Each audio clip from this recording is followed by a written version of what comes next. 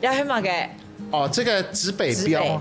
哦，我们在水底下，提水底下调查时间，看到来的古物，或者沉船，那这些调查单一的文物，或者沉船，我们就调查，我们要知道方向，所以还有一边它还有一个大概有1到10的这个公分的刻度嘛。哦，要嘅。那比如说一个钱币，发现一个钱币，我们就会摆在它正中间。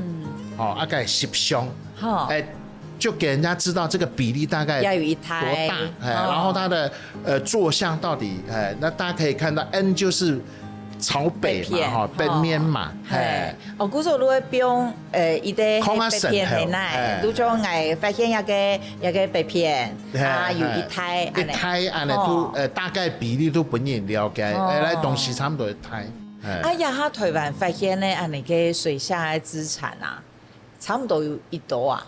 我哋經過像T 期嘅文化部派呢，水下考古人才培訓 T 期，我算 T 期嘅學生咧。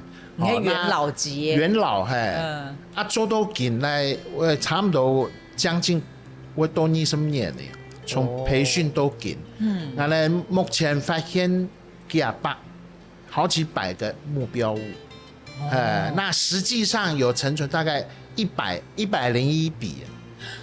有101筆，其實幾多？其實幾多呢？除了沉船可能遺跡啦，海底的遺跡啦，還有像舊石器來的動物化石，那可能還有一些建築物啊被淹沒在海底的，所以可能還有像2戰時期的這些飛機啊，它不是沉船。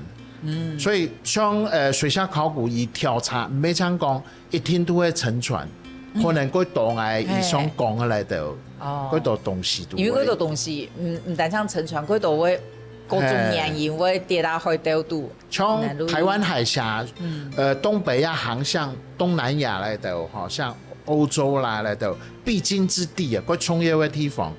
像台灣嘅地理位置嗰重要，頭擺都見到嘅，所以貿易啦嚟到商船像日本、韓國嚟到貨物出去回來，你看都會經過台灣，尤其台灣海峽，所以嗰度那種貿易